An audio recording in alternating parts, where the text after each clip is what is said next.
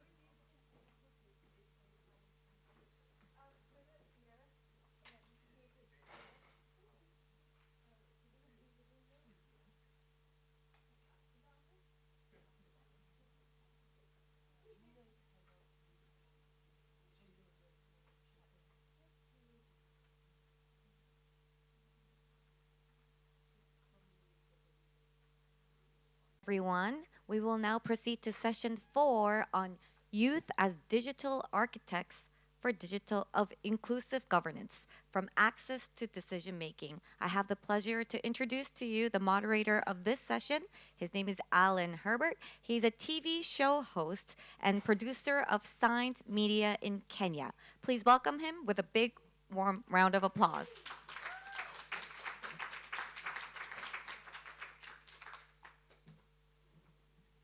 Right. Thank you very much to the MC of the event.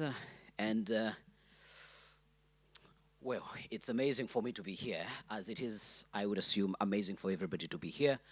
As the moderator and MC for the day, as she has said, my name is Alan Hubbard. I am a journalist from Nairobi, Kenya, and I work with a TV station called Science TV. And basically, Science TV is a TV station that focuses on propagating information for persons with disabilities. That is the specific demographic that we serve. But also, out of my daily work, I work with young persons and training them around matters digital access. So I'm excited to be moderating this session this afternoon. Before we start officially, I love helping and making sure that the room is interactive, all right? I want us to introduce ourselves to each other very quickly. I want you to turn to your neighbor, quickly give them a high five, tell them your name and how they say good afternoon in your local language so that we can officially start. I am giving you 2 minutes for this. If you do not participate, I'm going to call you out and ask you. All right. If you do not participate, I'm looking at you and I'll be calling you out on why you have not been able to participate.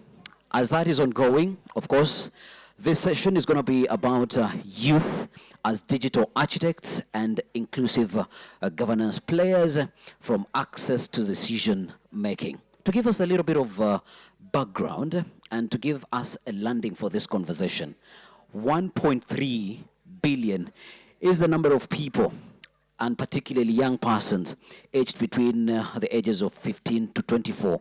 And this is the largest generation in our history. Yet institutional power stays largely disconnected from their voices.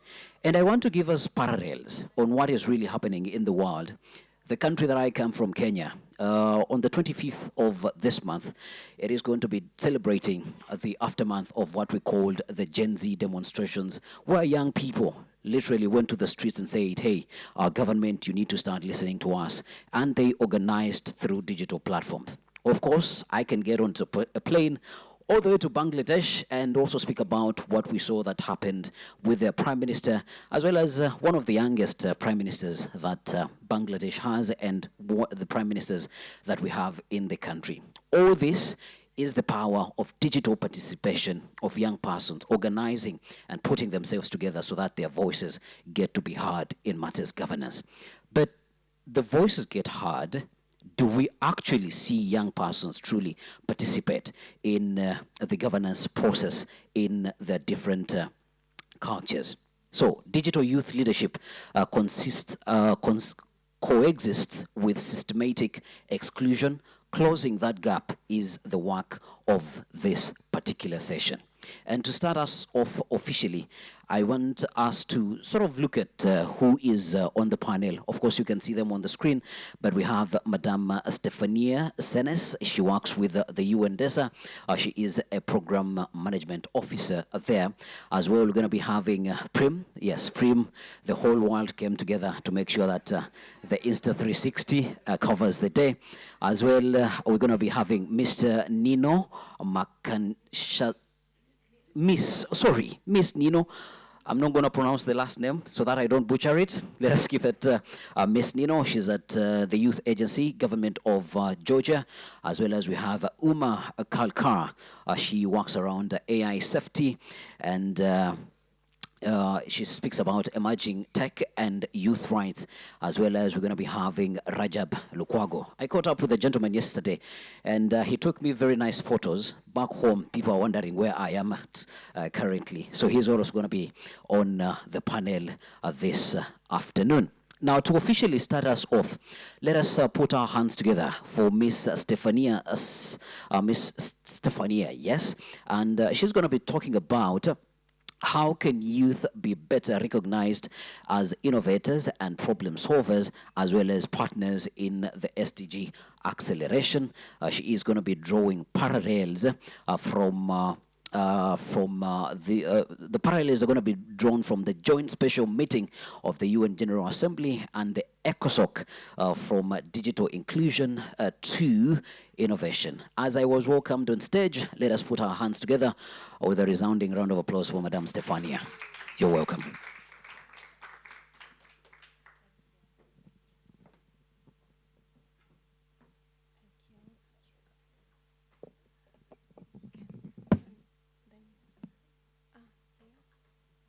This one? Okay. Good afternoon. Can you hear me? Well, thank you.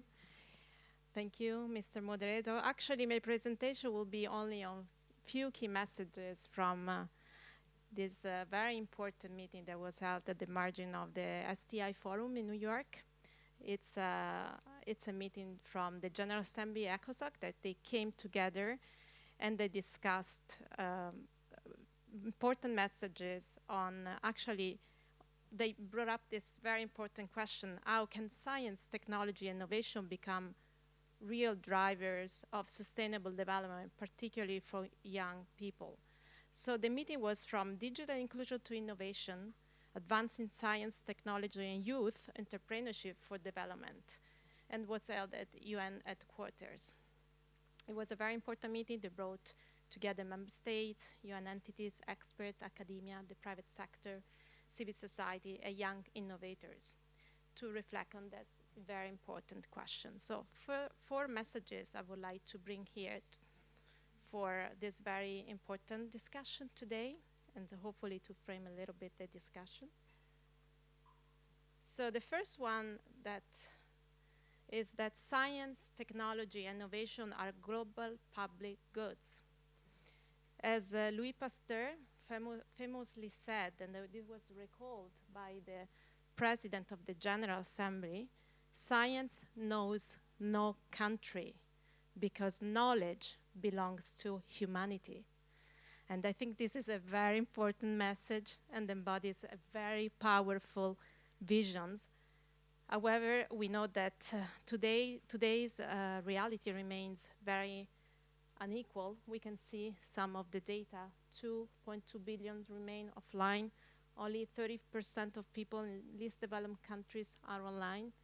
90% of people in high-income countries are online, compared with just 23rd in low-income countries. This is from ITU 2025. So while some countries are leading, and we know the development of new technologies, many other countries face significant barriers. We discussed this during these 2 days: limited connectivities, limited research capacity, insufficient investment, education, access to innovation ecosystem. So the challenge is therefore not simply to develop new technologies, but also to ensure that the benefits and the opportunities are there. We need to create them and share them with everybody, with all. So this brings to the second message that I would like to share with you, that this is messages from the president of ECOSOC, Mr. Tapa, that he said that we must move beyond access to empowerment. Digital inclusion remains essential, but connectivity alone, of course, does not create opportunities. Young people needs more, needs quality education, digital entrepreneurial skills, access to finance, mentorship, enabling public policies, innovation ecosystems that allow ideas to grow. Therefore, digital inclusion needs to be understood as the foundation, not as the finish line. It's about empowering people that need not only to use technology, but also to create it, to improve it, and shape it out its governance. And this brings to another very important message that was shared by the president of ECOSOC, that reminded us that youth are not the future resources. They are present asset. So too often we speak about preparing young people for tomorrow, but actually around the world we know that young people already created businesses, developing innovative solutions, contributed to their communities, and driving digital transformation. So the challenge is not simply to prepare young people for this future, but to create the condition to enable them to contribute today. And then there's another fourth message. It's about artificial intelligence. We heard already many, many times that artificial intelligence offers extraordinary opportunities to improve public services, strengthen decision-making, accelerate sustainable development. But these opportunities are not automatic. They also present significant risk in terms of widening inequalities. Therefore, this opportunity depends on whether governments have the capacity to govern AI in a way that it's inclusive, transparent, and people-centered. So AI is not only a technology challenge, but it's also a governance challenge. AI, we heard, challenges institutions to become more inclusive, are more anticipatory, future-oriented. So this ultimately is not only about adopting new technology, but it's about changing the way institution thinks and act. And this is my message, the message from UNDESA, the work that we are doing at UNDESA. So technology alone does not transform institutions. Policy alone do not transform institutions. Transformation ultimately depends on people, requires a change in mindset, adequate capacity, and competencies within our public institution. We work on a publication on changing mindset to realize the 2030 Agenda for Sustainable Development, and we are trying to help government to strengthen the capacity and have the right mindset to then, transform SDGs into realities. And I would like to bring here 3 of the key mindsets that are part of this publication. Inclusive mindset which asks who may still be left behind and thinks our young people as partners, not just as the beneficiaries. A foresight mindset, which helps government anticipate change rather than simply react to it. And then, of course, an intergenerational equity mindset, which encourages government to balance the needs of today with the interest of future generations when making public institution. This was translated into one of the toolkits that we have on changing mindset in public institution. You see there are many others, and each toolkit is a piece of a big puzzle that could help, strengthen capacity of government to then translate, the SDGs into action. So feel free to go on our website or to email me if you want more information about this toolkit. So this is my email. I just finished here. I hope this will help today's discussion. Thank you very much.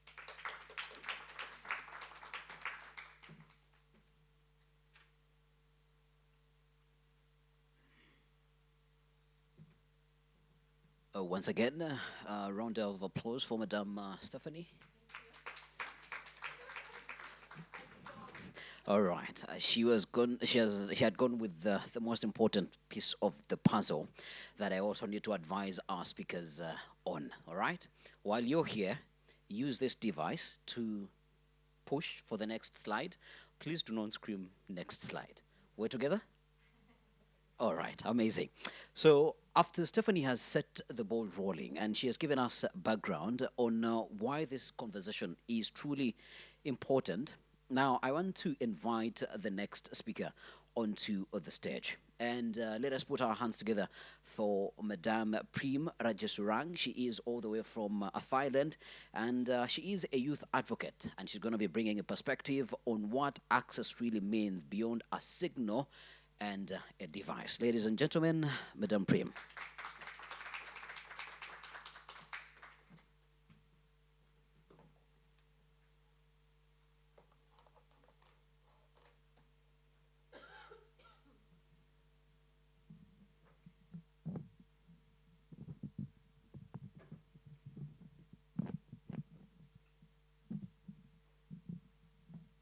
Up a little bit.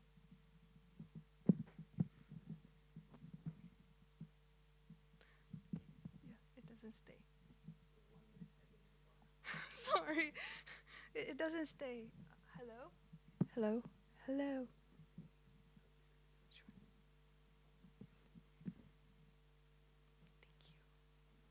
Thank you. Thank you very much. Good afternoon, Excellencies, distinguished delegates, ladies and gentlemen, youth advocate. Thank you very much. My name is Prem Rajasurang Wongkasamongkon. I'm a youth advocate and AI engineer, and also a youth representative from the Asia Pacific Forum on Sustainable Development. And it was my honor to be here with every one of you. And I would like to express my gratitude to the UNDSA and also to the Ministry of Justice, Georgia, for organizing this amazing event and inviting youth to speak at the workshop 1 on advancing inclusive public administration through digital inclusion and participatory governance, where youth are digital architects of inclusive governance from access to decision making. And today I would like to begin by sharing my experience as a youth, as an AI innovator, to contribute to our societies to be building artificial intelligence in public services. So first, I would like to talk about this AI in public service. During the COVID-19 pandemic, we have great pandemic all around the world. There are rising number of deaths, many injuries, many people, patients around the world. And Thailand was also one of the countries with high infection rate.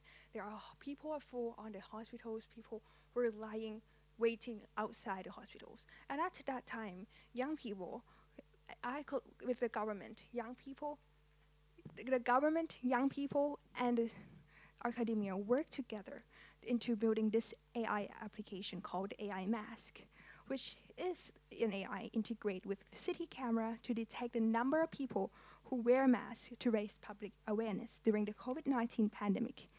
And this place aim to raise public awareness, and it also means young people can be contribute to data that leads to informed decision making and build an inclusive partnership to have a strong support from the whole of government, the whole of society, working together.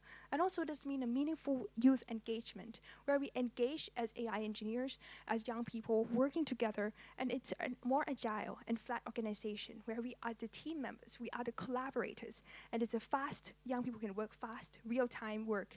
And as a result, on the bottom right of the chart, you can see that we have successfully raised awareness of people wearing masks in the public spaces. And as a result, it reduced the infection rate in the following weeks.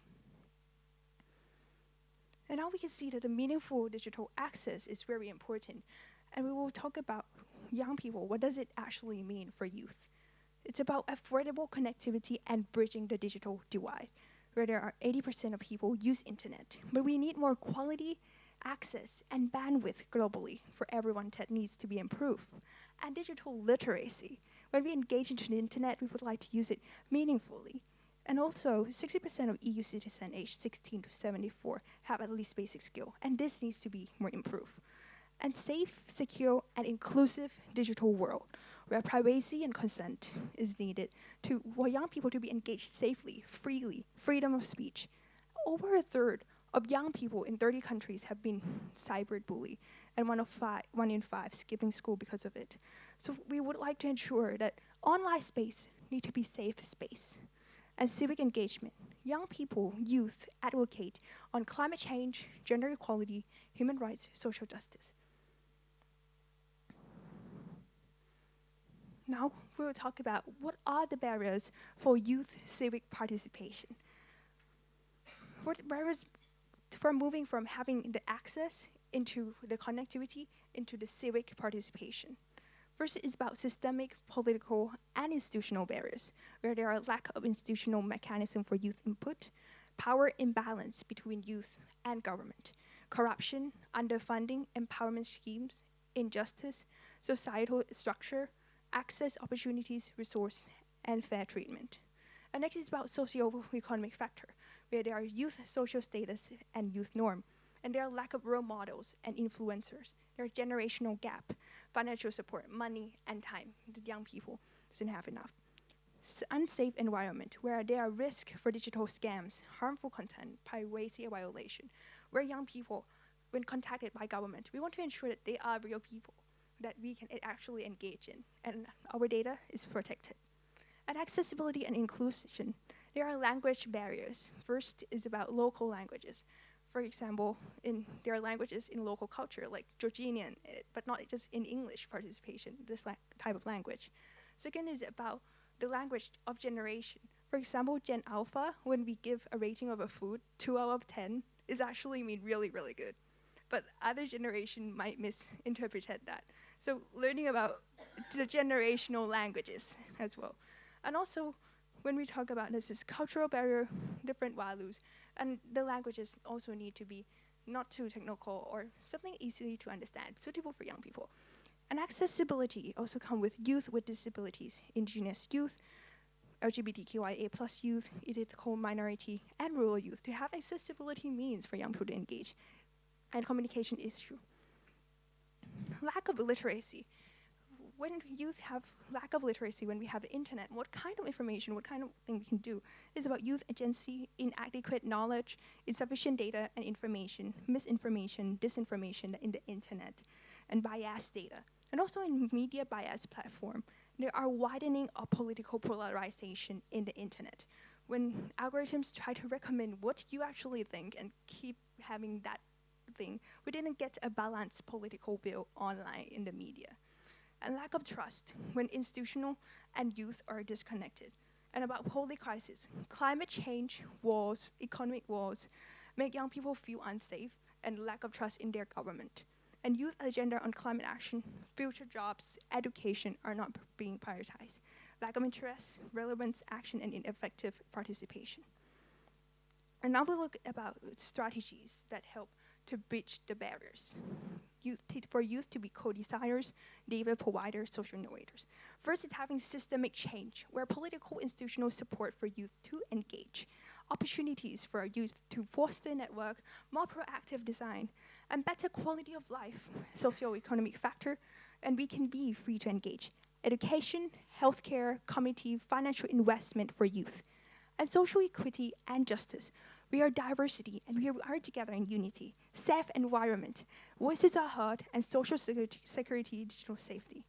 Accessibility and inclusivity, to leverage digital tools, to have universal technology for people with disabilities, ethical minority, to engage them better and foster hybrid leadership.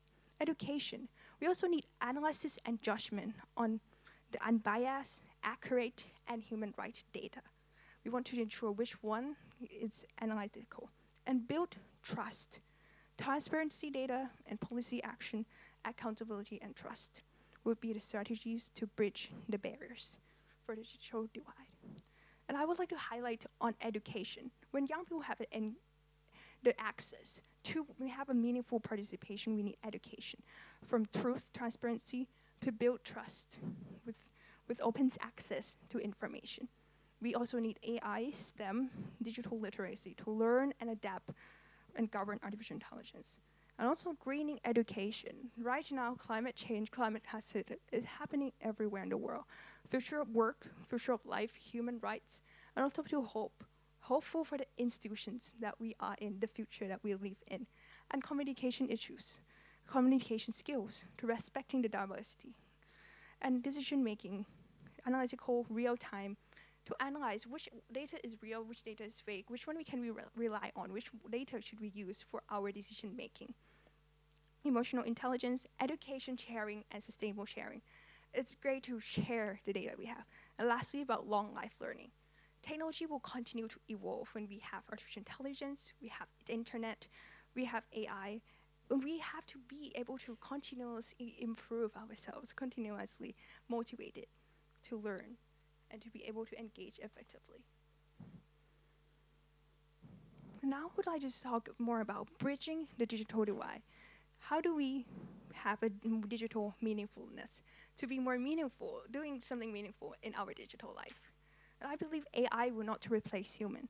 As AI continue to evolve, security would need to be continuous to be enhanced. Internet safety, digital world, consent, privacy, and rights need to be respected.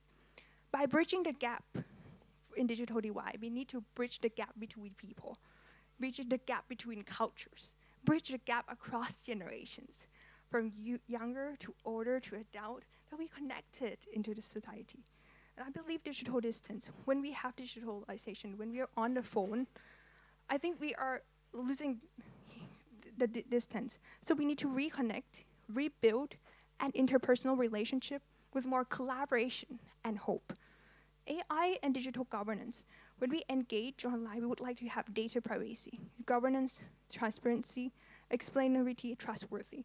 And also looking beyond GDP.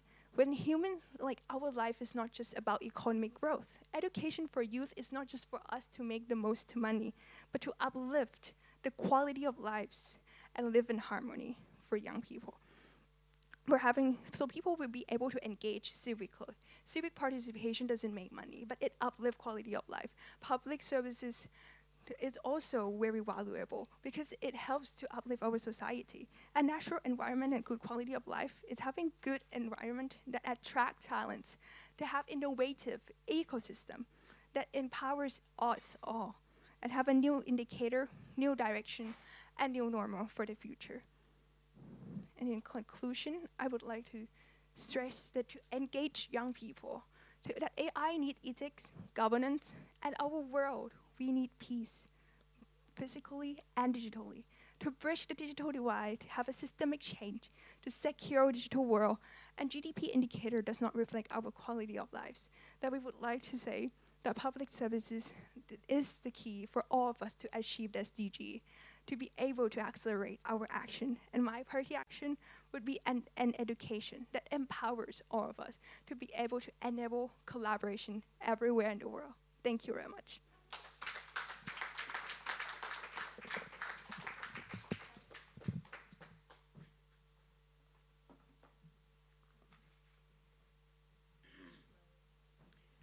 Another round of applause for Madame Prim. And I can only imagine, if not all of us, we have a Gen Alpha back at home.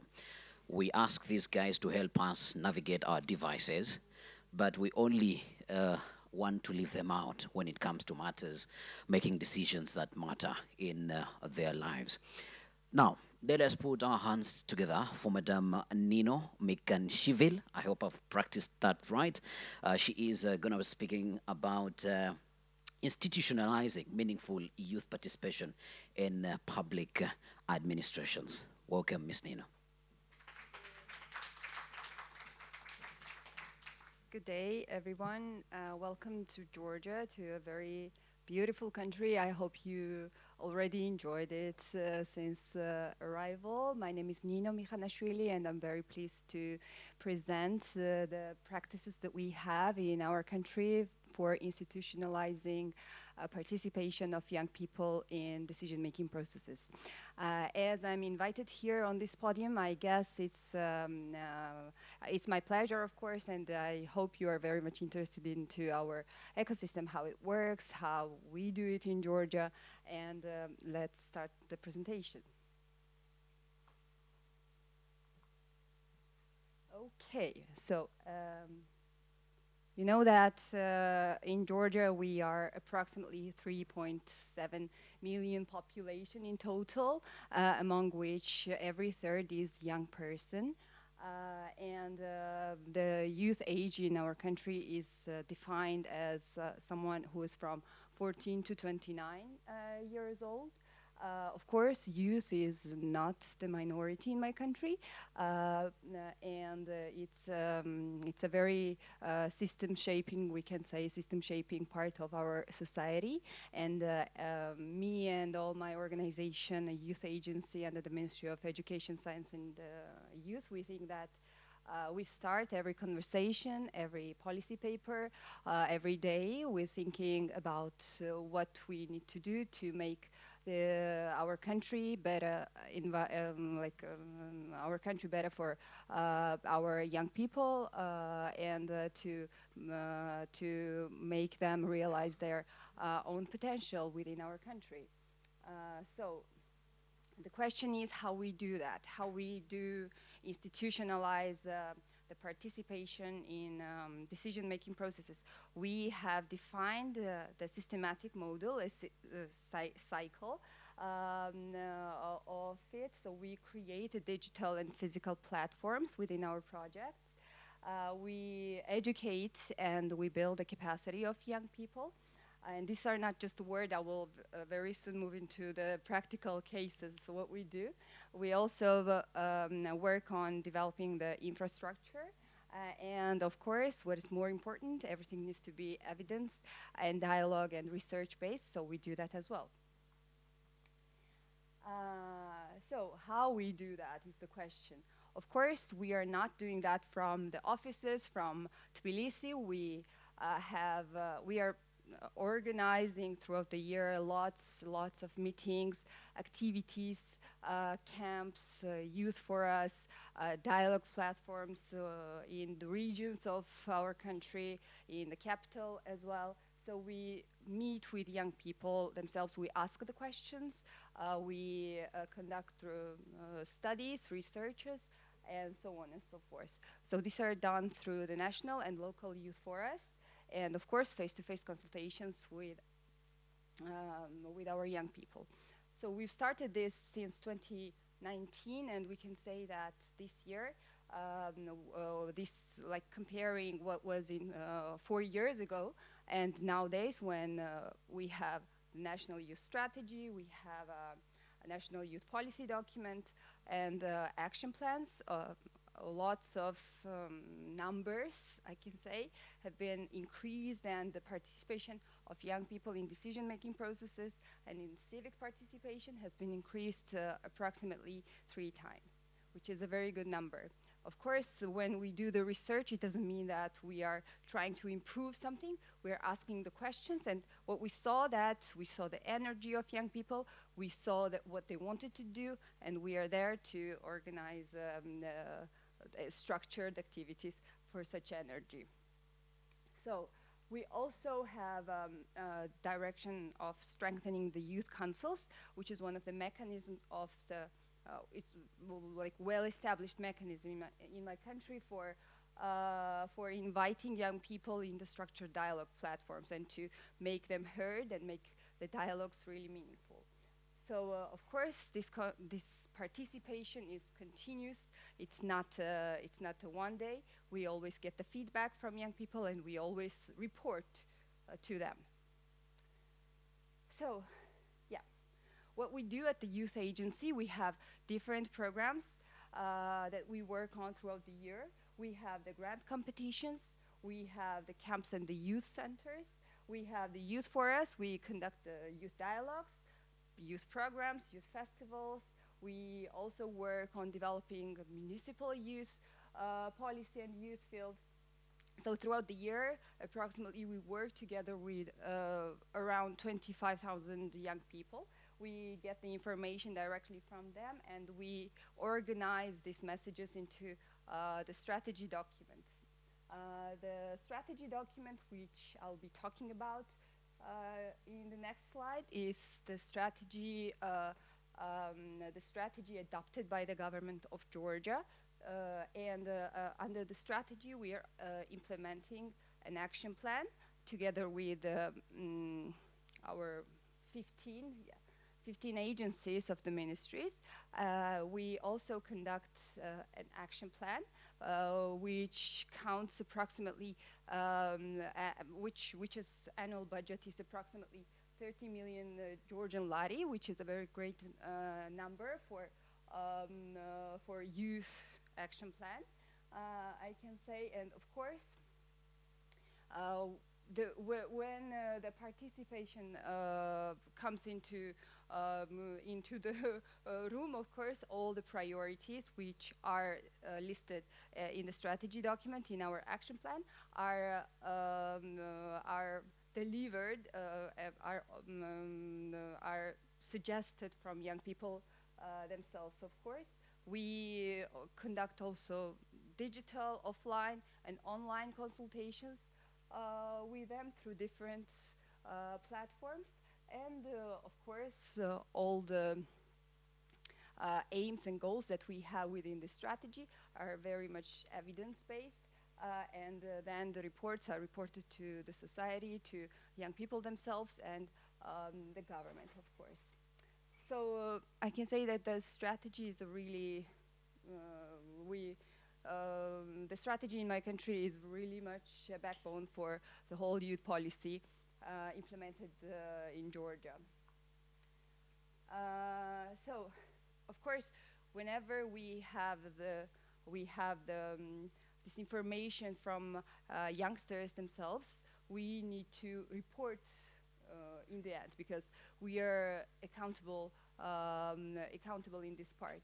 So whenever we develop any kind of policy paper, activity, schedule, concept document, or any type of program or services that we are delivering, of course, first we are asking young people themselves, and then we report that what we did throughout the year. So it's very much important to get this evidence and the needs, and to find what young people want to have as a service, as a public service, and then of course to be reported what we did after that, right? So ahead we have a new strategy document as well from 2027, 2030, which is already underway. So we are continuing working together with young people on this document. What is more important, I think that this is such events and gatherings are very much important whenever we talk about young people. It's for building new bridges and asking and calling young people to come to our countries or to go to other countries because, as you know, when you are a young person, you always want to explore, you always want to do some new things. So we also, of course, organize international youth activities in my country. So you can see the QR codes of our platforms that we work on. So I would ask you to connect with us and to build the bridges in between and bring our youngsters closer, of course. Yes. This was all. Thank you so much.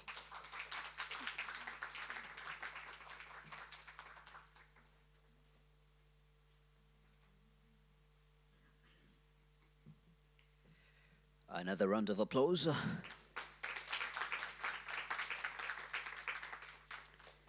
Amazing. I hope I do not paint in bad picture where I come from, the continent that I come from. It's amazing to see a representative of the youth to truly be young. Some of us who are these parts of the world, yeah, you know what I'm talking about, right? So an amazing round of applause to Georgia for being able to indeed have young people represent young people. Now, our next speaker is Omar Kalka. We have spoken about the different technologies that exist. And if you are an ardent user of AI, you know that one of the famous AI models released some agents just the other day, and a government decided to strike access to them. You know what I'm talking about? You know what I'm talking about? All right. So our next speaker is going to be talking about bridging the AI governance lens and the question of who gets to shape it. Because if innovators are building the tools, then why do governments have to come and intervene and say these parts of the world can get access, these other parts of the world cannot get access? But also we have seen the bans that are happening around social media. How far are those bans going to extend? So the speaker who's going to be speaking, she's going to be drawing parallels around that.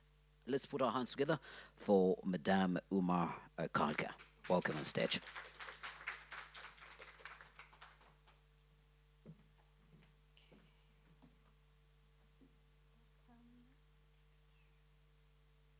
I think it's on my last slide.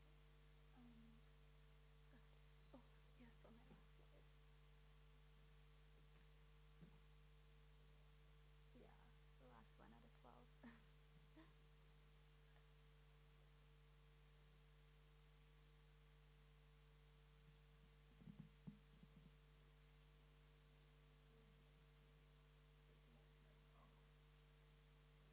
No worries.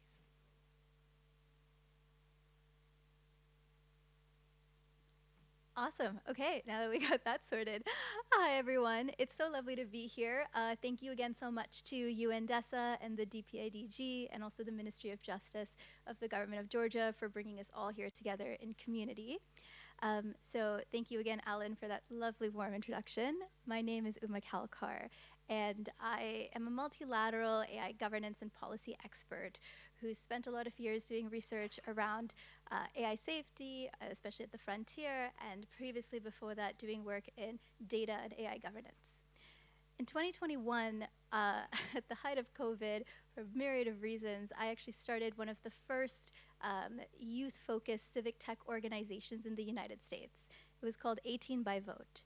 And during our 3-year run, we managed to reach about 3.5 million people across the US, directly register around 50,000 folks, land a week-long feature on The Daily Show with Trevor Noah, which was fantastic, and more importantly, have an outsized impact on young people across what we were calling digital and civic deserts. So young people who were, doubly marginalized across federal and state level elections.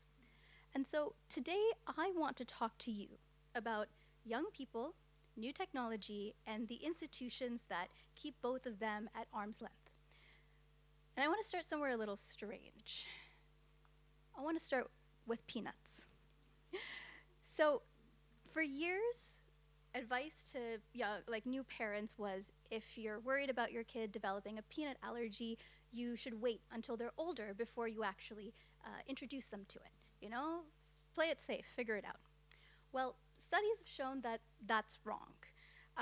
There was a study published in 2015 that was the summary of a 10-year-long randomized controlled clinical trial that showcased that actually between groups of young like high-risk babies who had been given peanut exposure early and in a controlled way versus those who had just been completely kept away from peanuts, the early and controlled group actually had cut their peanut allergies by about 80%. And the group of kids who had been kept safe from peanuts altogether, they were actually the most likely to develop peanut allergies later on in life. So this study concluded that you don't really make a child strong by sealing them up in this sort of bubble, right? You do it in an opposite way. You do it through early and careful exposure to the thing that you're most afraid of. There's a word for that, a word for things that get stronger under stress. It's one of my favorite words from one of my favorite writers, the French economist Nicolas Nassim Taleb, and it's anti-fragile.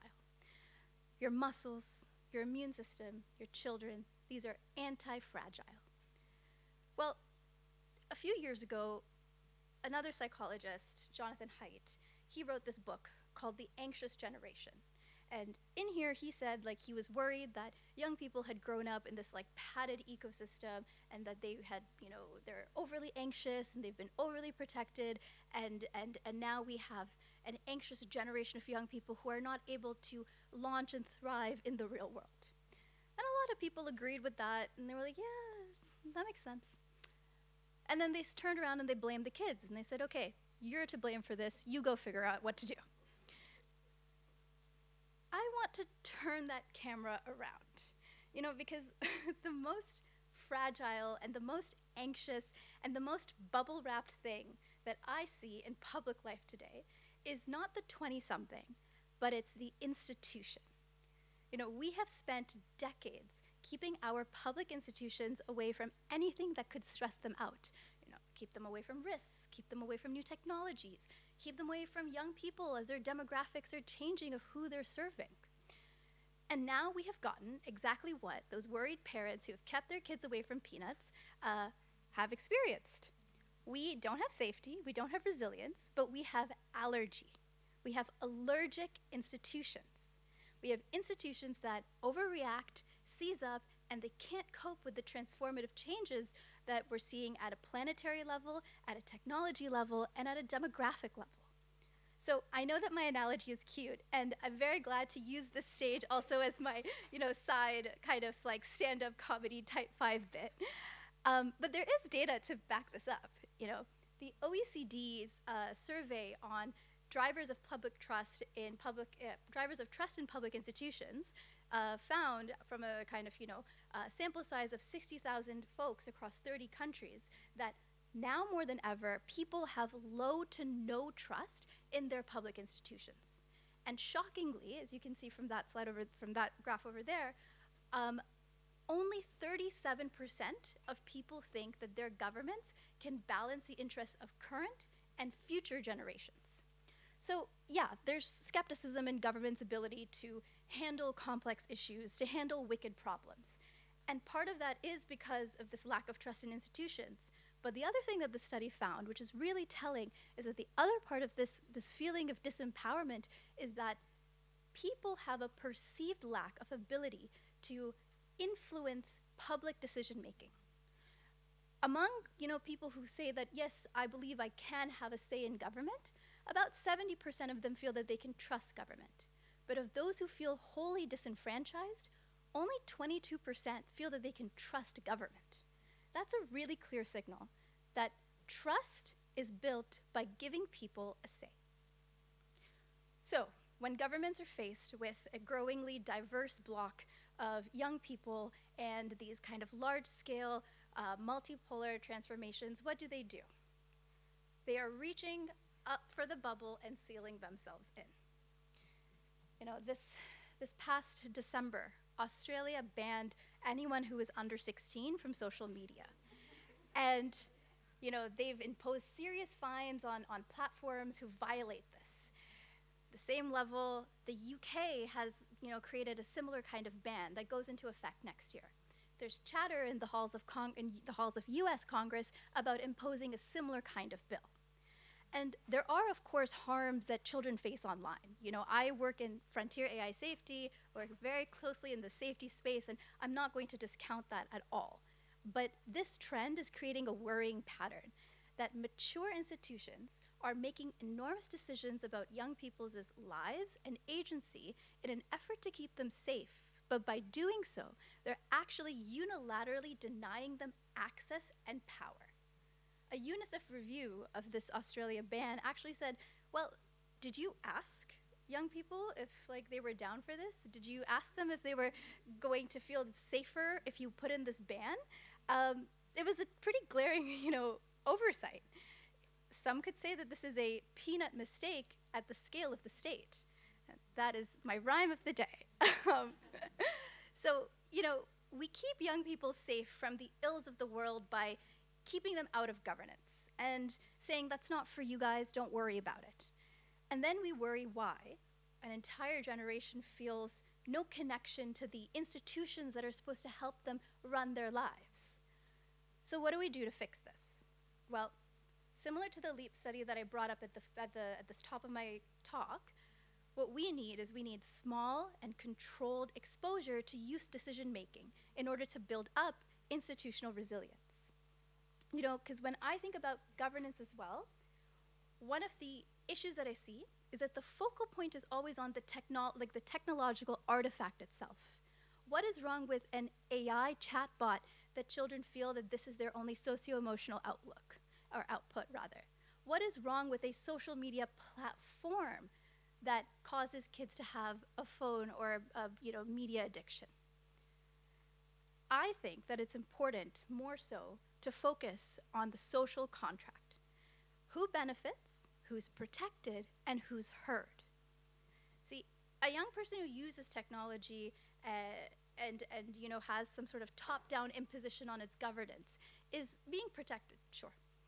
But a young person who is involved actively in the design of that governance and how they use those tools is someone who I think is being heard. And very similar to what my colleague earlier, Stefania, said, I think we also need to stop treating young people and AI and whatever comes after that in the frontier as the future. We love a good declaration for future generations, ideas that are at the frontier that are new and emerging. But we have a generation of 1.3 billion young people who are shaping the world right now, who are impacted by the transformative positives and negatives of technology right now, and who have to live in the world as it exists today and as it exists tomorrow right now. All of these are happening in the present tense, and I think that we need to treat it that way. So one of the things that I want to bring to attention is that the institutional machinery for this exists. We've just seen from Nino as well how Georgia is putting that into shape right now.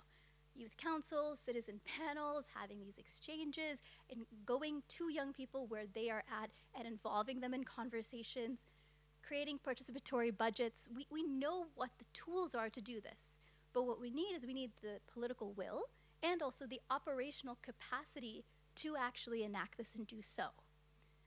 So, what I think we need to do is, number one, we need young people in government with a vote, a seat, and a budget. Number two, we need young people in public service, product and design, so that way they can shape the policies that they need. And number three, we need the measure of success to be built for who it usually tends to break first. And that's not just young people as a monolith, but really the kind of gradients within that. Who is more kind of, at the margins of that demographic? Who are folks who need additional supports that are not necessarily built into the systems as they exist today? The good news is that this is happening. So, for example, in the States, where I call home, a youth group called Encode AI was really influential to help write California's pivotal AI law called SB 53. And now they're advocating for more kind of young people to actually be able to sit on the boards in state legislature to oversee the implementation of this bill. In Scotland, they have this children's parliament. Which calls on kids as young as 8 years old to be involved in helping set up their national AI strategy. And they've actually designed, I think, about like 12 recommendations that have now gone up to the ministerial level. Just a few weeks ago as well, Common Sense Media, which is this US nonprofit that's centered around protecting children online, launched a call to create a Youth AI Safety Institute. This would be a domain-specific institution that would allow for, research on AI impacts, on safety standards and what are the best ways to set them, and evaluation of products so that way they can better inform youth AI governance. So of course, there's a lot more work to do, and it's also very clear to see the elephant in the room of where all of these interventions are taking place at the moment. But it is a start nonetheless. So the last thing that I want to say is protecting young people and including young people are not opposites. They are the same ask. And the way that you can keep them safe and the way that you can keep your institution strong is the same way, early and on purpose, just like peanuts. Thank you.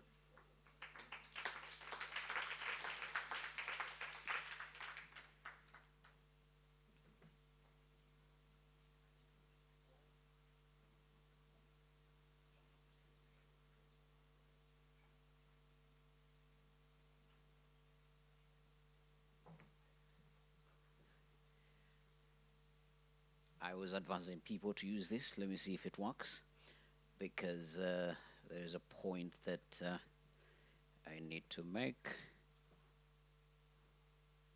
All right, it seems like it's not working.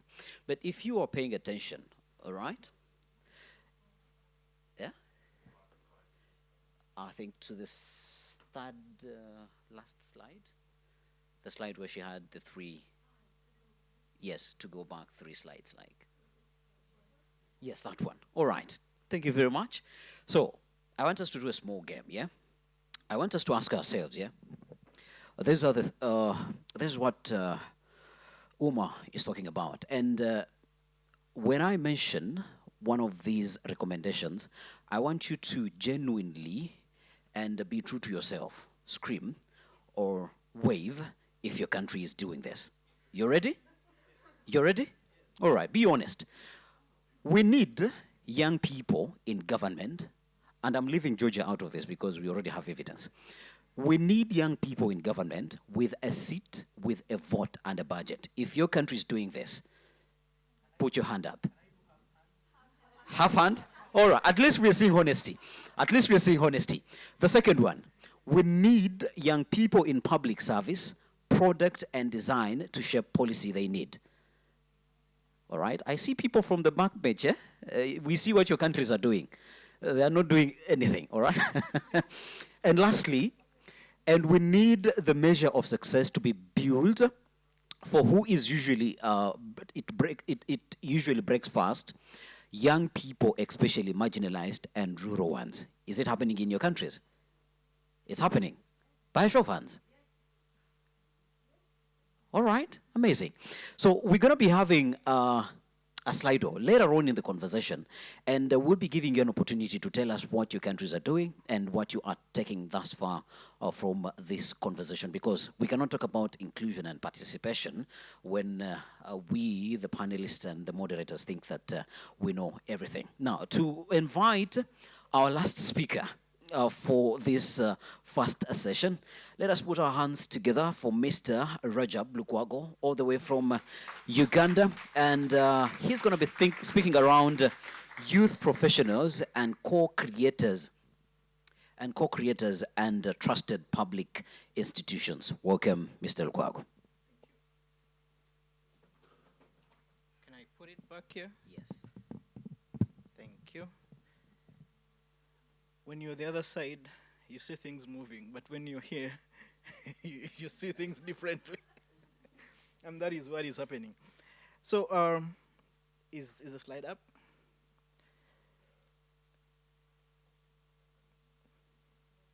So I'm going to run you a 1 minute survey. I want you to really be critical on how you're seeing this. Yesterday, we introduced your child's safe daily ride to and from school. So what is happening? Pull up a bit. We have e-buses that have been introduced, and that is Chila Motors e-bus. And what has been done is that we've innovated a wristband. And if I can sample you, 800 looks like 3/3 of a dollar. So you can do the mathematics.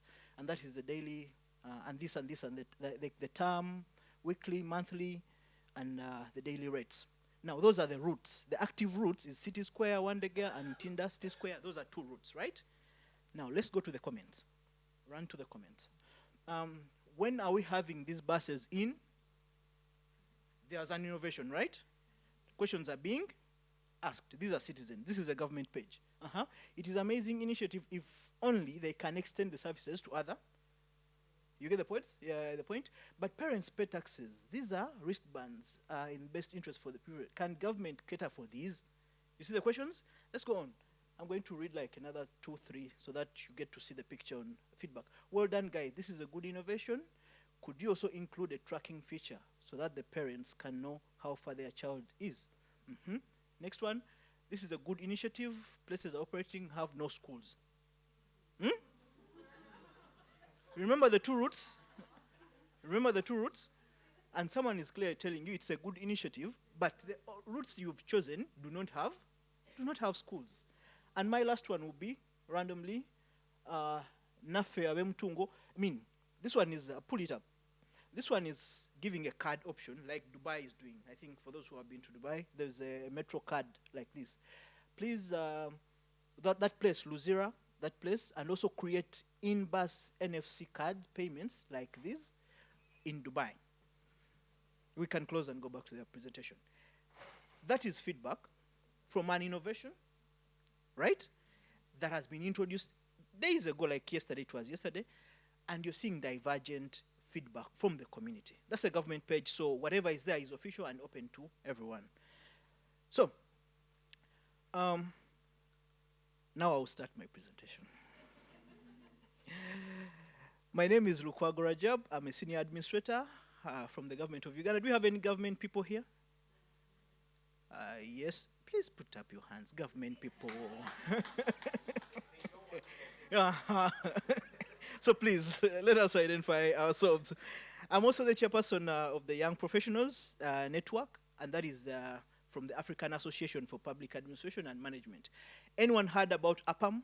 African Association for Public Administration? Of course, Professor, you know, you're exempted from this. I know you're exempted, Anna, from that as well. So this is the network that brings together African public administrators and managers. In case you would love to have a conversation with us, and in case you would want to be part of the bigger network, contribute papers, and contribute to knowledge, I invite you to meet Miss Julie. Julie, you may stand up. That one. She's our programs director. So she will be able. And we have annual conferences where such knowledge is brought together. And YPN, as YPN is the Young Professionals Network of that bigger network. So allow me to start with thanking the UN DESA for making my way here. I don't think I would have made it without their support. And it's an honor to join you today to discuss the subject that is not only important to the future of the public administration, but also to the present. Is the presentation up there? Anna, the presentation is not there. The presentation is not there. Nope. I think it will be coming. Nonetheless, that's why you need to have backup. Professor is for analog. She says do not just go digital without having a backup. So I have my backup here. All right. And the clock person is not clocking.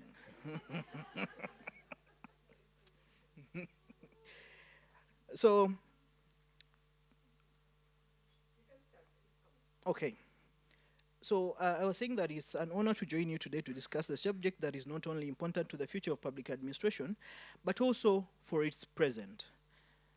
the role of the young professionals and as co-creators of inclusive and trusted public institutions. So, young professionals here, I want to give a picture. These are me and them working already in public spaces, in the government bit of it. We are not talking about those outside government, but those in the government spaces. One of the questions that our moderator was asking, the first, remember the first recommendation from UMA is that give them space, give them a budget, and give them the offices. Let them do what they are doing. So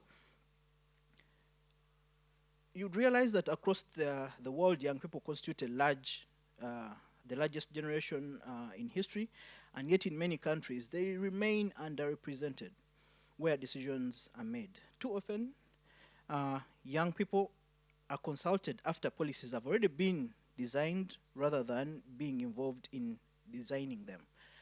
So I asked the question of how many of us are from government, and from the big room, you can see the number. And this is not only in this platform, but elsewhere. We have those that are in government, but sometimes they don't even have a voice to say whatever they can. I've seen that in different platforms. So, as the chairperson of the APAM Young Professionals Network, representing young public servants across Africa, I've seen firsthand that young professionals are already shaping governance. They are building digital solutions, analyzing public data, improving service delivery, and creating new channels for citizen engagement. The challenge is that our institutions have not always caught up with the reality. That wristband I showed you was innovated by a young person. He did that. Good enough, this is a new company, so they were allowed to move out and do whatever they think can work. And it's one of the products. The e-buses, a lot of young people are employed to make designs. And our e-buses, our e-bus actually took a Trans-Africa trip from Uganda to Eswatini during the APAM Roundtable Conference. It moved across Africa and we tested it. And I can assure you we got orders from all over Africa. So today, the public service does face a crisis of trust. Citizens demand greater transparency, faster service delivery, greater accountability, and meaningful participation in decision making. While digital transformation presents enormous opportunities, technology alone cannot solve this challenge. We've seen that. Technology does not create trust on its own, and trust is created when citizens feel that they are heard. Trust is created when institutions respond. When something has happened and an institution comes up, this is where trust comes from. And trust is created when governments become more participatory, inclusive, and transparent. Young professionals occupy a unique position in this process. We are digital natives that can be testified, and we're also public servants. You get that? So I'm not speaking as a stranger, but rather I'm speaking as someone who is standing in government and also who is a young professional on the other side. We understand the emerging technologies that can be seen, and but we also understand the realities and constraints of government. For those who work in government, that you might want to deliver something. You know you might want to do something. You come into government with a lot of fire. But then sometimes the government tells, this is not how we do stuff here. This is not how we do things. We don't do that here, in other words. So this places us at the intersection between innovation and also public value. My own journey, I was sharing over lunch with an in-law from Ghana. I had the privilege of being selected for the Mandela Washington Fellowship in 2024, where I was posted at Boise State University in Idaho. And one lesson that really stood out, especially on policy, was participation. For them, it's a farming state. So they had created a solution of watering and land usage, whereby someone sat at the state government. They designed how water will go through the different gardens. So they would pump water into like a trench. It goes, then you just tap from that. But then it reached a point whereby some days you don't need that water. And what would it do? It would flood people's gardens.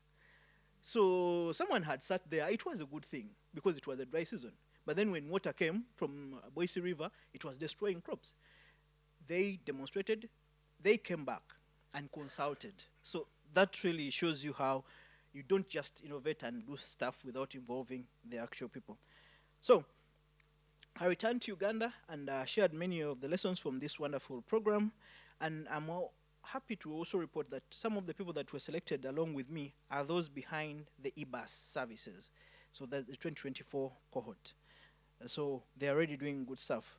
So I see 4 important roles that the young professionals can play in building inclusive and trusted public institutions. 1, you see, they should help design public services from the beginning, whether it is a digital land administration system, an online licensing platform, or a citizen feedback mechanism. Young professionals bring fresh perspectives on accessibility, innovation, and user experience. The best public services are not designed for the citizens. I want you to listen to this well. The best public services are not designed for the citizens, but rather they are designed with the citizens. So the second one is the young professionals are data partners, and data is becoming the foundation of modern governance, and young professionals possess the skills required to collect, analyze, visualize, interpret data for evidence-based decision making. Governments need young professionals not only to manage data, but to also translate data into practical policy solutions that improve people's lives. The third, that is being accountability partners, whereby we say across our continent, young people are increasingly using digital platforms to monitor public projects, track service delivery, transparency, and governments should not view this as criticism. They should embrace it as a partnership. You've seen this very post. Is that the new time or the old time? This is the new time. Kindly update that. So you've seen the feedback already in the first post I made. People do not need to walk to government to give you feedback that whatever you've done is not working for me and you. But rather on Twitter, on X, the feedback is already being collected. So, and young professionals and young people are really onto that. I'll rush and give a practical example. I'll only do one, the energy sector governance, digital tools supporting investment promotion, licensing, and stakeholder management, and connecting policy, technology, and citizen participation. I come from the Ministry of Energy and Mineral Development, and one of the things that I've come up with mineral traceability.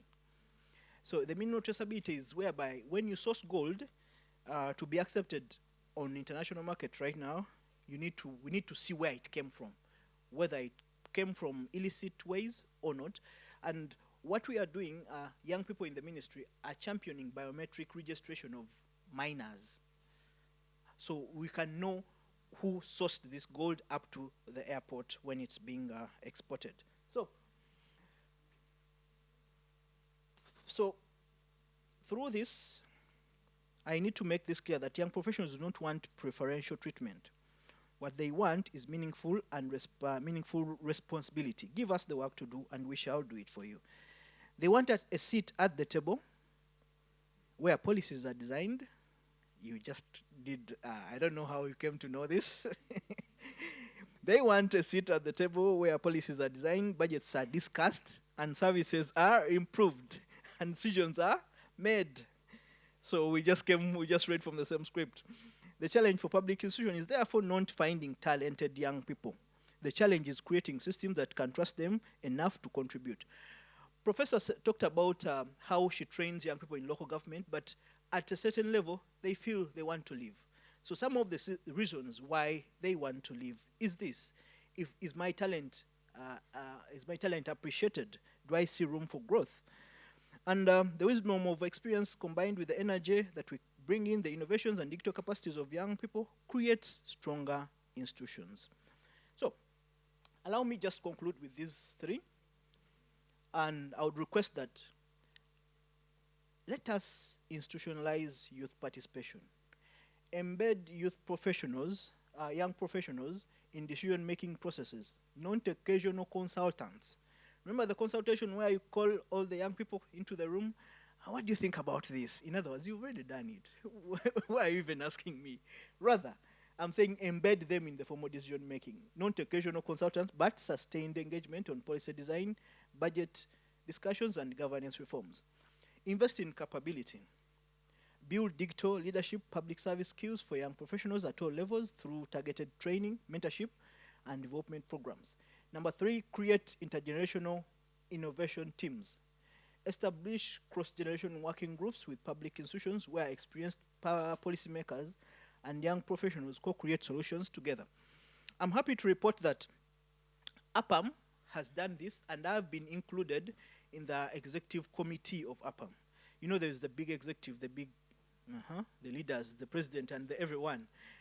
In 2023, there was a reform, and as the leader of the young professionals, I was included into that executive committee. This has helped us to bridge the gap between the experienced and us who are trying out our steps in public service. So, let us move from digital access to digital participation, from participation to shared decision making. Young professionals are ready to help build the future, but not as observers of governance, but as co-creators. I thank you for listening, and I'll be here to answer any questions.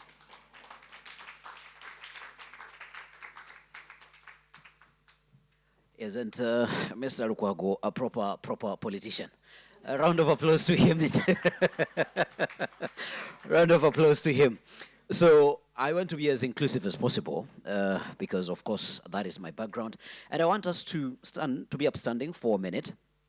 I want us to be upstanding for a minute and have a little bit of space.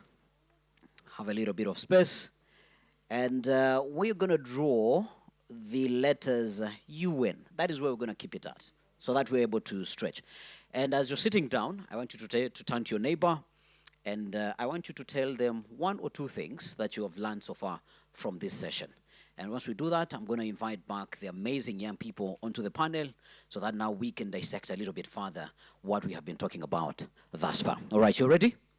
So I want you to stand like this, upright. For you, you're going to do this. All right? And I want you to stand on your toes. Stand on your toes. If you're wearing a fitting jacket, I know it might bust. Yeah, so be on your toes like this. All right, stretch to the farthest that you can go. All right, and for the end, I want you to do this. For the end, I want you to do that. All right? We go on like once again. Once again, you go here on your toes. And end, let's go here.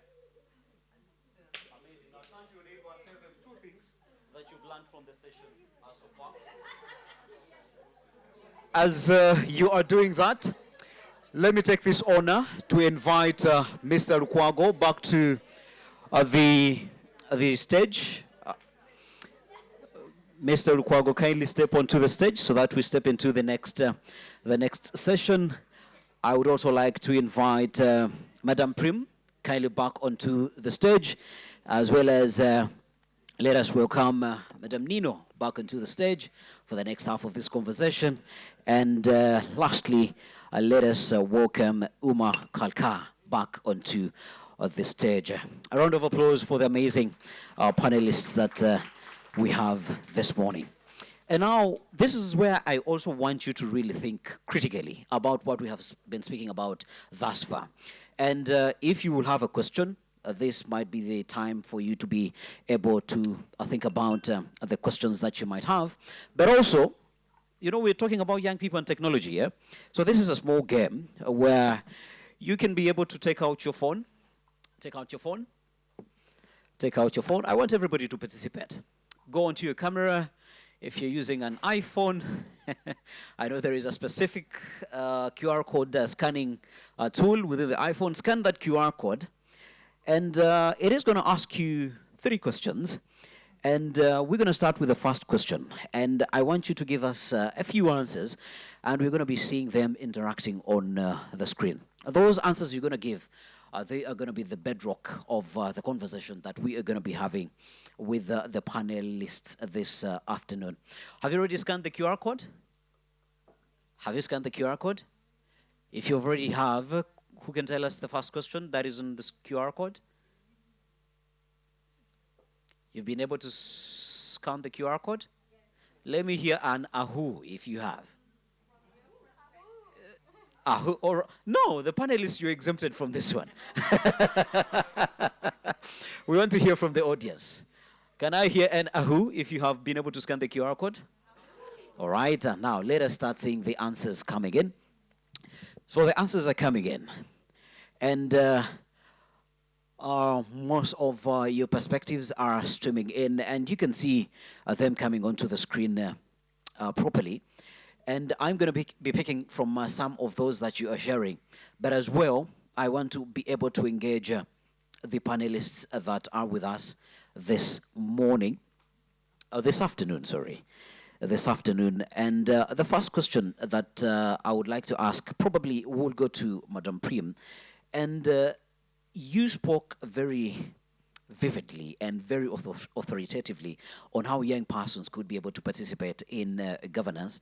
But what barriers prevent youth from moving from connectivity to civic participation? Because yes, abate a lack of access to devices, abate a lack of access to bandwidth access and affordability, there is still some penetration. But how is it that connectivity is still a challenge in terms of civic participation?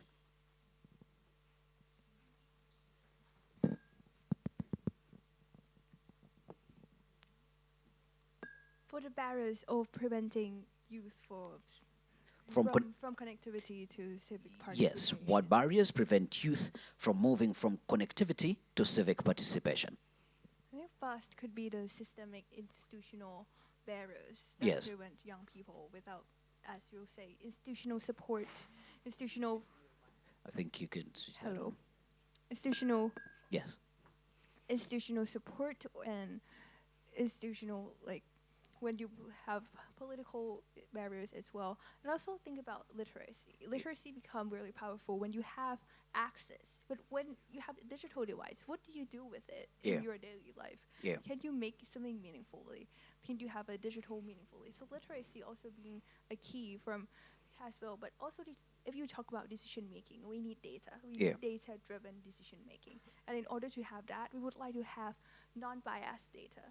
We will have fair amount of opinion, political opinion, like a balanced information, trusted data, accountable data, Yeah. as well as no misinformation, no disinformation, and be able to actually have good data that we can rely on, and also have literacy to analyze them and how we can actually think it ourselves to be able to contribute it to our decision making and to our public life.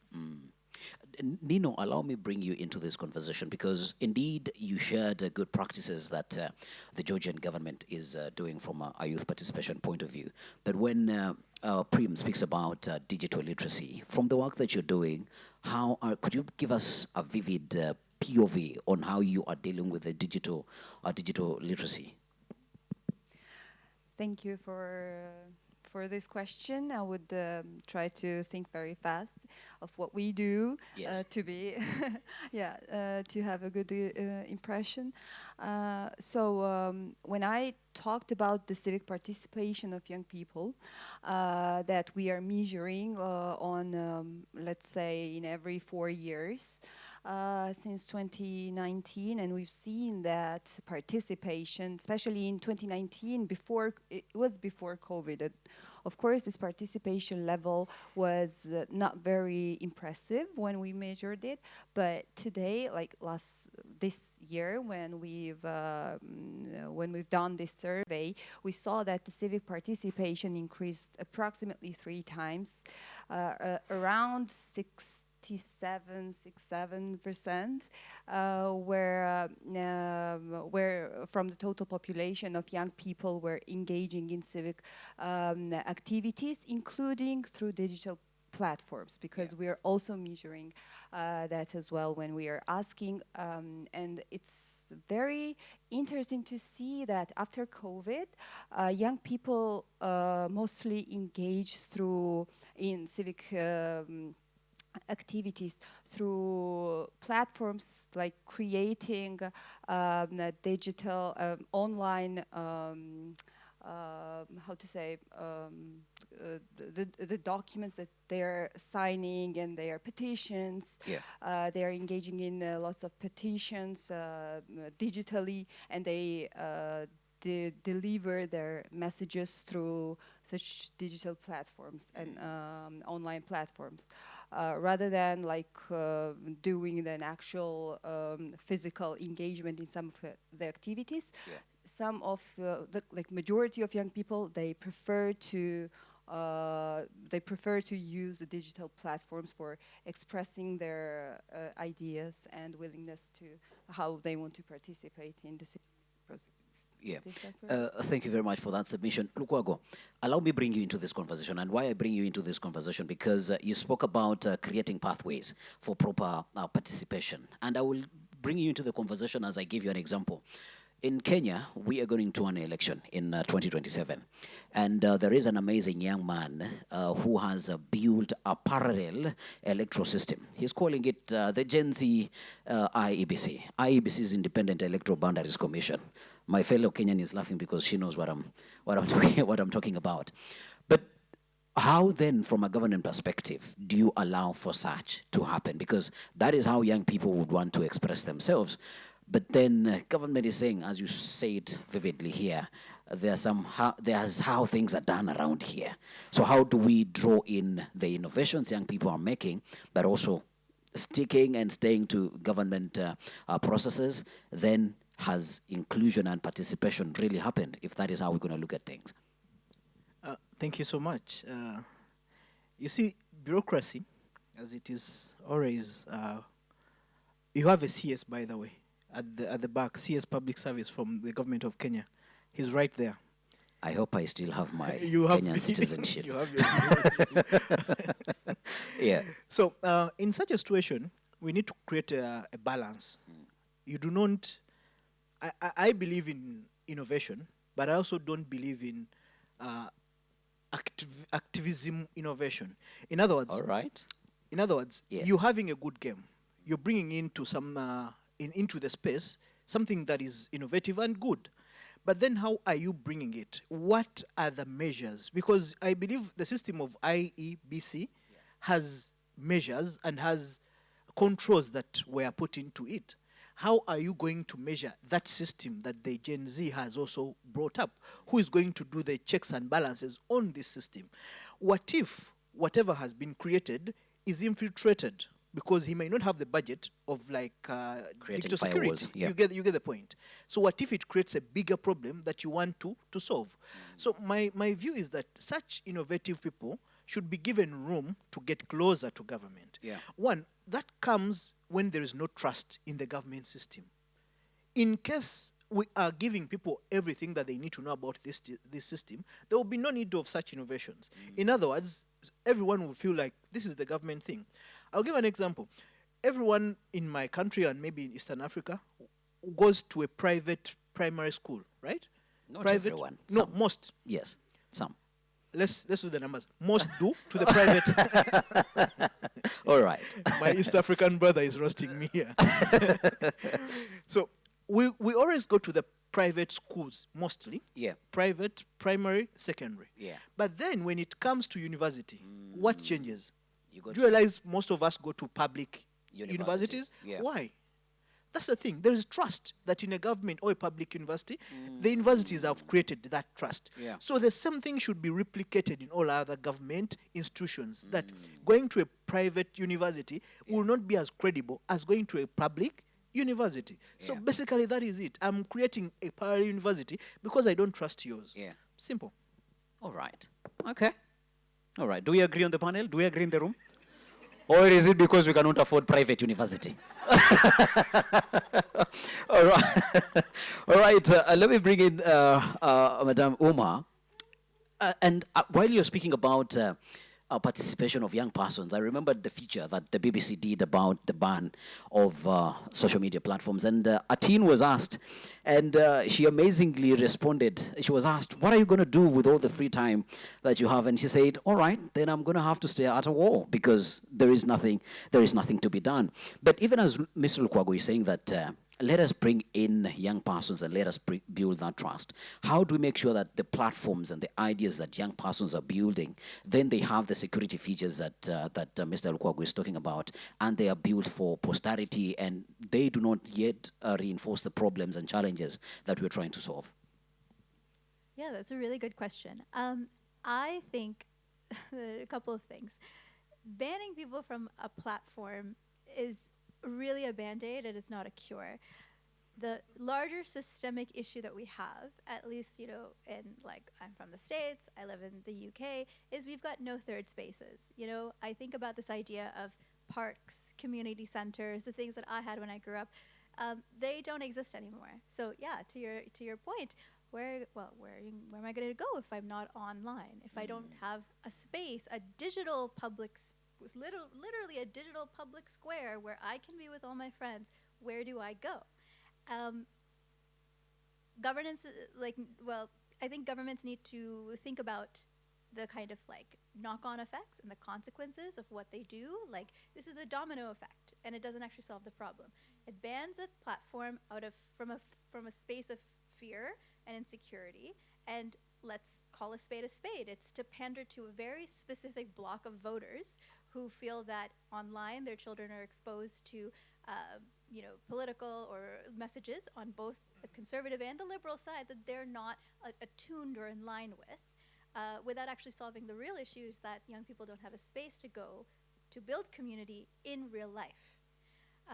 That's the first part to your question. Yeah. And then to the second part of your question of how then do we build platforms that are secure and that are safe, like really actually safe. There's an easy answer and a hard answer. Let's have both of them. Okay, so the easy answer is, well, you need to be able to have young people integrated into those spaces, into the design spaces, actually build out features, systems for reporting, systems for redress if something happens themselves. The hard answer is that is very difficult to do when all of your platforms are captured by private actors. Can you tell me one publicly run social media platform?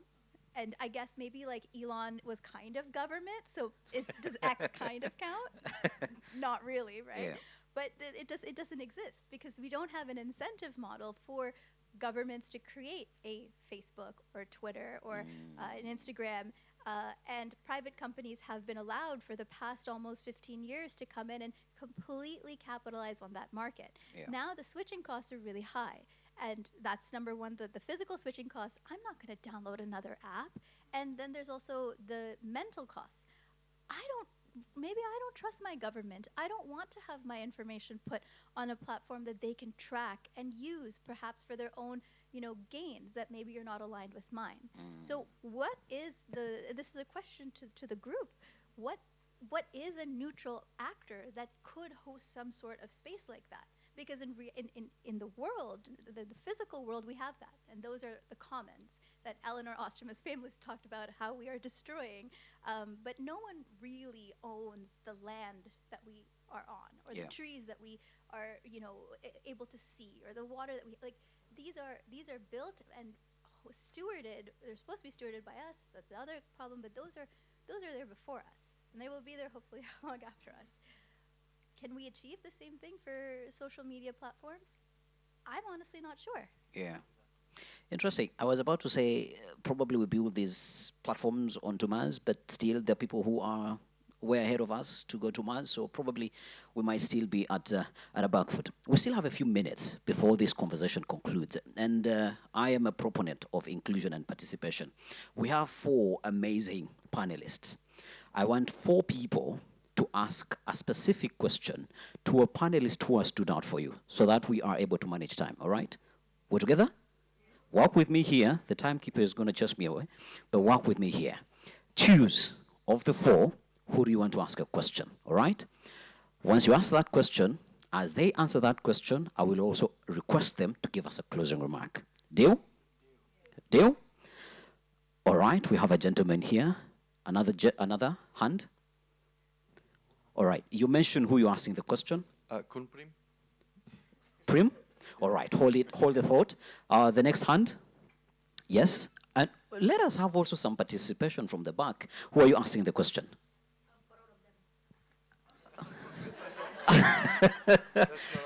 Kindly, could you follow instructions? Choose one. Omar, all right. So Prim is taken, Omar is taken. Remaining two? Yes? All right. No. Follow the rules. Follow the rules. All right. Other two hands? From the back? Yes? Who do you want to ask? All right. Then one last one. One last one? All right, we will get back to you. So,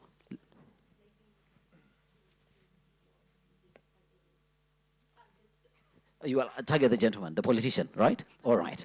So, your question, sir. Okay. Kunprim, so my question for you is more on your help, actually, and some suggestions, a little bit about me. So I worked as government advisor in Belgian governments, but I also work with international organizations, more headquarters kind of role. And I've done a few government strategies on digital transformation. And one of the things I try to always bring, it's not so easy as we think, it's obviously the inclusion, the civil society. Some governments have more appetites than others. Luckily for me, the first strategy I wrote was for Timor-Leste, which has a tradition of including the civil society. Is extremely important for them. Was part of the movement for independence. They even have the best office under the Prime Minister's office. So and I thought was going to be the same in other countries, and was not. And one of the things I put in the strategy in Timor was exactly a lab for co-designing with the civil society. It didn't work. Nothing was set up. And then I was thinking, I worked in other countries. I worked in Thailand. I worked in Philippines as well, where the populations are very young, right? There's quite a few countries that the population below 25 in Asia Pacific is about 50%. And I was thinking, I don't know, maybe it's too radical or not, but I want your opinion on how to do that. But the co-designing and designing with, I don't think it makes sense anymore. I think we need to be more radical than that. We need the design to be done by the people, right? If 50% of your population is below 25, maybe the public service should have population below 25 as well. I wouldn't say 50%, but maybe 30%, right? As you should have with women. If women are 50% of the population, they should be 50% of the public service, more or less, right? All right. And so, will that be too radical, or because I see an alienation in the countries that I worked. In Philippines, there's a clear alienation from the youth with the politics in general, and downloading other app or force me to do this or all of that. A lot of bureaucratic process created by people like me and even older, like me at best, around my age. So what will be your suggestion when I talk with governments and public service to try to do that change as well? Thanks. All right. Prim, you have the question? All right. A request. Another rule that I would want us to adhere to. Keep the question a little bit precise. All right? Okay. The question to Lukwago. Yes.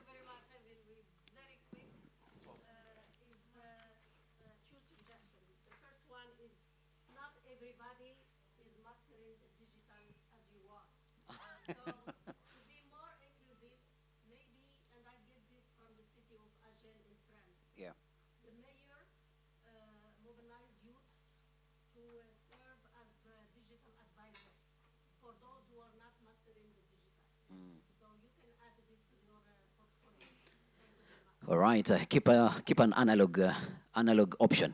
Third question. Who's asking the third question? Lukwago, you have the question? All right, we had a hand behind there for Umar, and then Nino.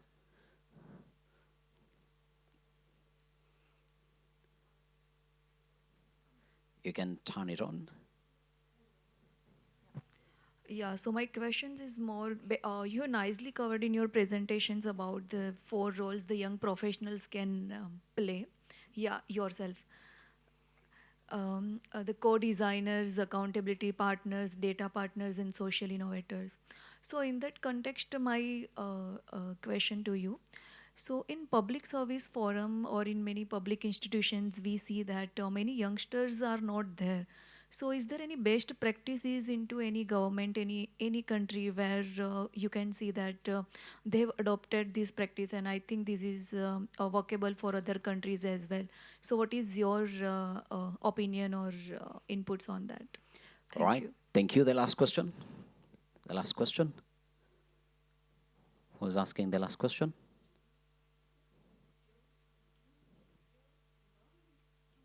All right, give it to Julie then.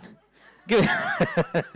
All right, it seems that I have the floor. So thank you so much for such an incredible presentation. You have a whole Yes. list of things. No. Actually, I wanted to ask a more generic question, but just maybe specifically to Umar. Yes. You mentioned, first, just to reiterate the importance of mindset shift, as Ms. Stefania talked about. Yeah. I think in the African context, we're not very familiar with some of these AI tools and how to govern, and we can wear our parental hats, and we can also wear our government and international organizational hats.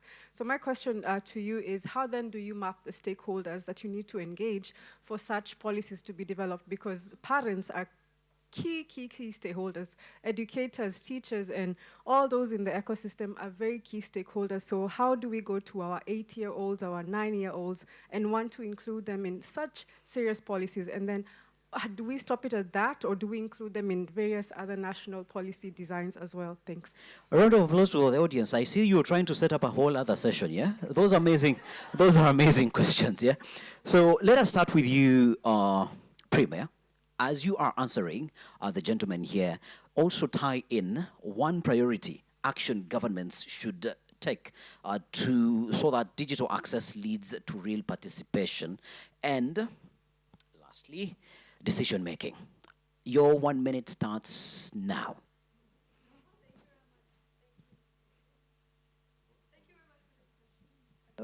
Thank you very much for the question. Yeah.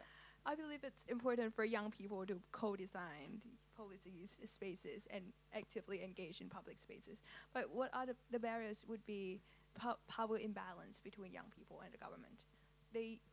When you say 50% of women should be there at 50% of public service dedicated to them, but some people are not holding the power to actually engage in.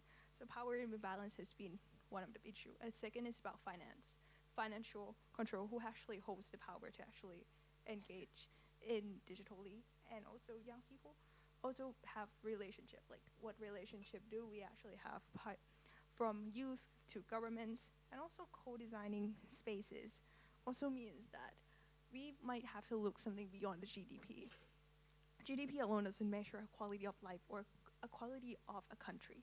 I believe we should have relationship more among the people, Yeah. relationship with the cultures, relationship intergenerationally, and also having a good nature, like Uma has said, public park. These water, young people want to live in the place where we can breathe fresh air, Yeah. have clean water, we can have good environment, and that spaces, that areas are the places that enable young people to create, to have creativity, to think about it. That if I live with the environment, I would like to preserve it, Yeah. and if I would like to collaborate with people if I have good relationship between them. The actions? The actions, I still believe that education and empowers young people to think about how we can actually change the world together, and empowers them to share information, share innovation, and have the agency to drive the change for the Yeah. future. All right, round of applause for Prim. Nino, I don't remember if there was a specific question to you, but I also want to have your final remarks and give us one concrete institutional reform that you think could move youth from consultation to sustainable influence, as from consultants, as Lukwago mentioned them, to real sustained influences.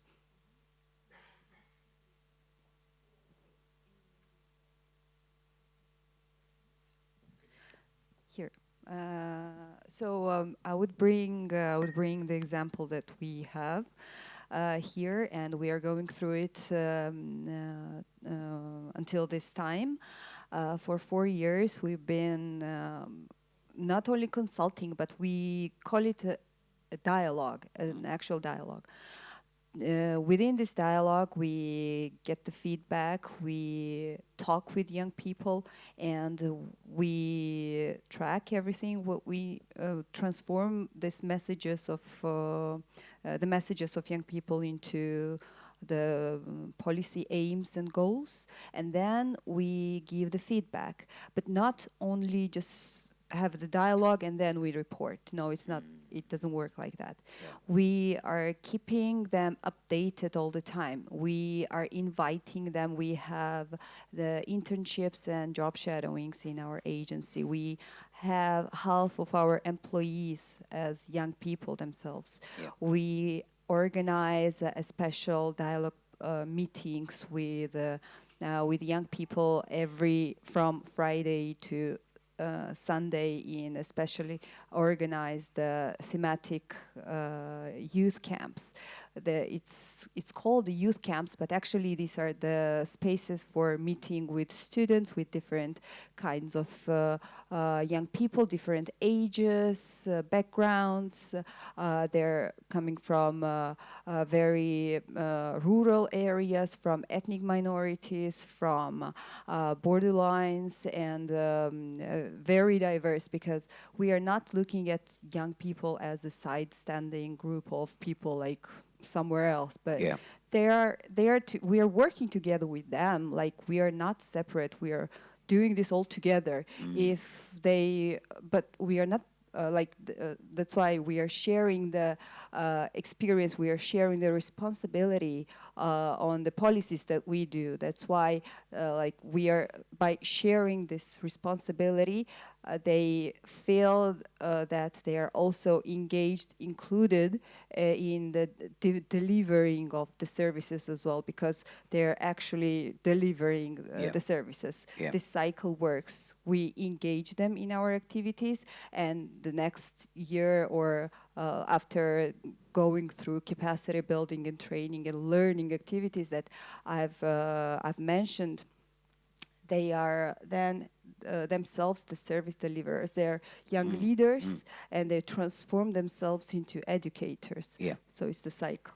All right, thank you very much. That is a sort of a whole 360 way to look at the ecosystem that you have created, and also, most importantly, provide channels for feedback. Omar, yours sounds like a whole dissertation, a PhD dissertation, but kindly use a minute. And actually, the question she asked is tied to what you are supposed to sort of give in your closing remarks. How do we make sure that AI governance includes voices of persons, young persons, and we do not leave out their views, but also they stay protected? In a minute, if you can. Yeah, of course. So thank you so much, Julie, for this question.